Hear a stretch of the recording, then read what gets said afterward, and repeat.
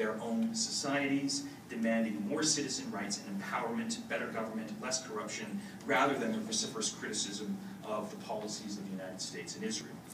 Today's revolt is built on the same foundation, with demands centered fundamentally on citizen rights and constitutional changes, while foreign policy issues, at least for this moment, have taken a back seat. One American scholar who has studied the Arab world for a long time, the former president of the American University of Beirut, John Waterbury, currently at Princeton, has noted that quiescence has never been a consistent feature of the Arab world. He lists the following political upheavals that he believes are representative of this point and provide a background series of events that I think one needs to situate the Arab Spring against. Cost of living riots in Casablanca in 1965. Food riots in Egypt in 1977. The Hama massacre in Syria in 1982. Cost of living riots in Jordan, Sudan, Algeria in the late 1980s. A Shia uprising in Iraq in the early 1990s. Long smoldering Islamist insurrection in Algeria in the early 1990s. Rebellions by minority groups in Yemen. A civil war in Sudan.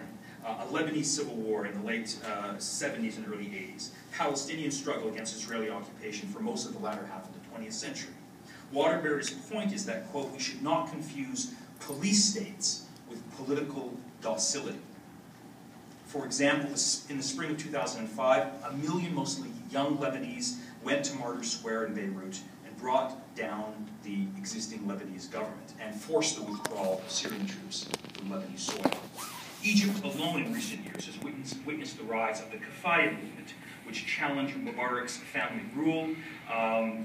There's been a judges movement, there's been human rights movements, there's been voter rights movements, there have been brave sort of human rights pioneers, such as Saadin Ibrahim, who was here on this campus a couple of years ago.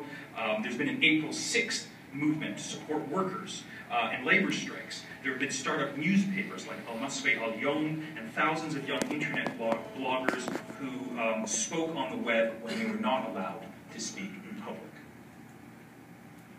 Such determined activism for freedom, democracy, and the rule of law has occurred in almost every single Arab country over the past 2 generations. The fact that these events did not get covered on CNN or reported in the New York Times does not mean that they were not happening. Some Arab countries are now moving toward radical change, while others are having a different trajectory. Citizens' democratic aspirations are frozen in some Arab countries by the heavy hand of the ruling security state. New actors are emerging and reasserting themselves, including youth groups, formerly exiled and banned political parties, labor unions, private sector and political parties, reform-oriented civil society organizations. Other actors, notably the military, Islamists, traditional political parties, are now repositioning themselves. The Arab political space has now been repopulated with a rich array of new and reinvigorated actors. I'm really talking about Egypt now, and of course Tunisia. It will be some time before these different political constituencies sort themselves out, determining which will lead and which will play a subordinate role. Most Arab countries have not engaged in public politics for the last half-century, and so they should not be expected to transform themselves instantly to solve all of their political and social problems in a fortnight. Even as we are experiencing and observing these momentous political changes, Arab countries must deal with 4 enormous and simultaneous challenges that Rami Khouri has identified, and I think he gets it pretty accurate. Maintaining security, rekindling economic growth, creating legitimate participatory governance systems, and critically preventing mass discontent sparked by unfulfilled expectations that could push the countries back again toward autocratic rule. The liberated Arab lands that are able to slowly establish more democratic political systems will each take on a different tone and a different color as they create their own formulas from the possibilities that lie before them. Tribal values, pan-Arab sentiment, narrow nationalisms, corporate globalism, Islamist influences, and the role of the military. Arab democracies will look somewhat different than Western ones, and the world should have the patience and the composure to let the people of the region find their own sustainable balances between religiosity and secularism, state-centered and pan-Arab nationalism, and traditional and modern forms of governance. The key to success will be the ability of reconfigured democratic Arab political systems to institutionalize citizen rights and to limit state power in enforceable constitutional systems with the rule of law protected by an independent judiciary. These, I think, are some of the common elements and the rallying cries that we have seen throughout the Arab world. The Arab democratization process, in the end, I think, will need time to succeed. It will take at least a decade, in my opinion, to show if these changes that are underway now are irreversible. I happen to think that they are, but it's certainly a debatable point. Let me just end now with what I consider to be one of the best, I think, contextualizations of the Arab Spring that I have read over the last year and a half, and it comes from none other than your president, Barack Obama. He gave a very important speech about a year ago on May the 19th, a speech on the Arab Spring that I think still stands up to critical scrutiny. I encourage you to go read that speech. What Obama did in sort of talking about the Arab Spring to an American public, he contextualized and he situated both within global history and critically within the history of the United States of America. And he ended that speech with the following words that I think are worth remembering. Quote, "For the American people, the scenes of upheaval in the Arab world may be unsettling, but the forces driving it are not unfamiliar. Our own nation was founded through a rebellion against an empire. Our people fought a painful civil war that extended freedom and dignity to those who were enslaved. And I would not be standing here today unless past generations turned to the moral force of nonviolence as a way to perfect our own union. Organizing, marching, protesting peacefully together to make real those words that declared our nation, quote, 'We hold these truths to be self-evident, that all men are created equal.' Those words must guide our response to the change that is transforming the Middle East and North Africa. Words which tell us that repression will fail, that tyrants will fall, and that every man and woman is endowed with certain inalienable rights. It will not be easy. There's no straight line to progress, and hardship always accompanies a season of hope. But the United States of America was founded on the belief that people should govern themselves.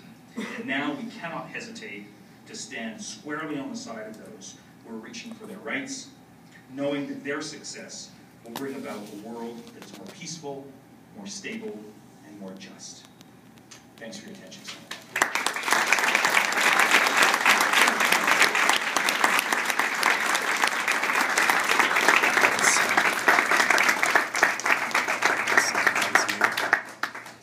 Thank you very much, Professor Hashmi.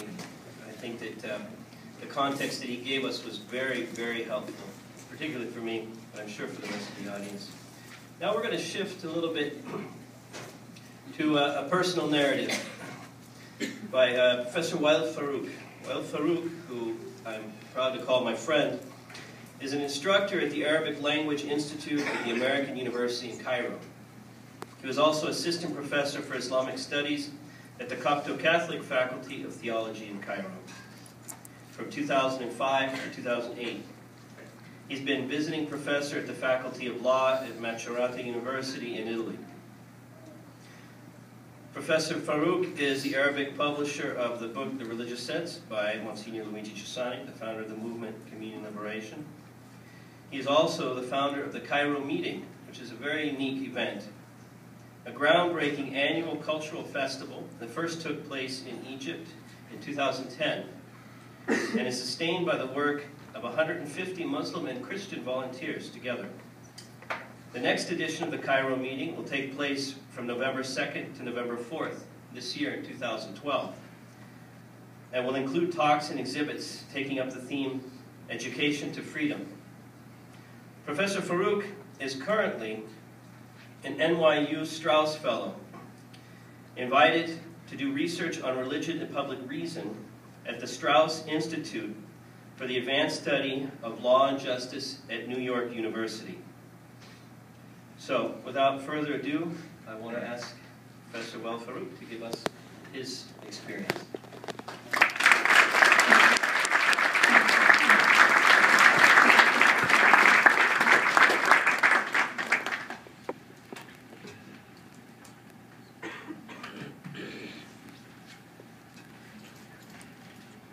evening.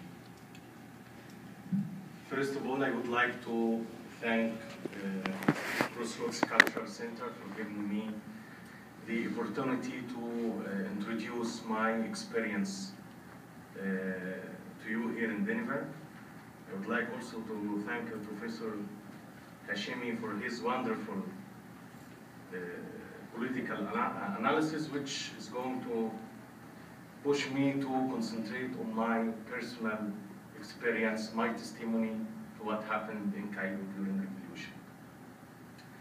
He ended by the words of President Obama. I am going to start also by the President Obama. President Obama, almost 3 years ago, was in Cairo to deliver his very important speech to the whole Muslim world. And Egyptian people have imagined this conversation between President Obama and the President Mubarak.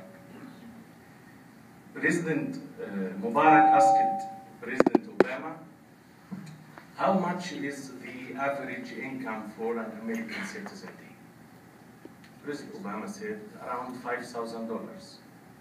President Mubarak asked back, and how much does life cost for an average American citizen? Obama said around $3,000. Mubarak said to him, wow, and what they do with this $2,000? Obama said to him, well, we are a liberal, democratic state. We don't ask our citizens how do they spend their money. Obama asked back Mubarak and said to him, how much is the average income for an Egyptian citizen? He said to him around 300 Egyptian pound. Obama asked back, and how much does life cost in Cairo? Mubarak said around 1,000 Egyptian pounds. Obama was surprised, and what do the people do to get this difference? Mubarak said to him, well, we are a liberal, democratic state. We don't ask our citizens from where they get their money. Another story, but this time it's a true story. It happened to me personally. After graduation, I managed to buy my first car, and I kept failing in the test to get the license for almost a year and a half. Of course, during this year and a half, I was driving my car around Cairo. But it was necessary to get the license. Finally, a friend of mine said to me, but did you pay a bribe? I said to him, what? Bribe? It's a crime. How do you ask me to pay a bribe? He said to me, okay, you will never have a driving license. And it was true. After some time, I was convinced to pay something to get my driving license. But I was not able to do this. I know it's wrong. It's a crime. So I went to the office of the employee. I dropped next to his office like 50 Egyptian pounds. And I said to him, sir, you have dropped 50 pounds over there. He looked at me, looked at the 50 pounds, and said to me, I do not drop less than 100 Egyptian pounds.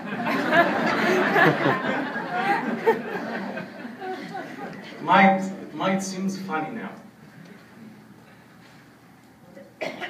but it was usually very painful for my generation and the younger generation to live according to what they believe they are. It's a heavy burden because you have to do this every day in your life. Every day in your life, you have to be another person. You have to be a person whom you hate, a person whom you do not respect. I think this is the main reason of this revolution. Of course, everything we can read about the extremely dark conditions of the Arab countries before the revolution, everything is true, and they are facts, and they are reasons of this revolution, but this reason have existed for almost 60 years.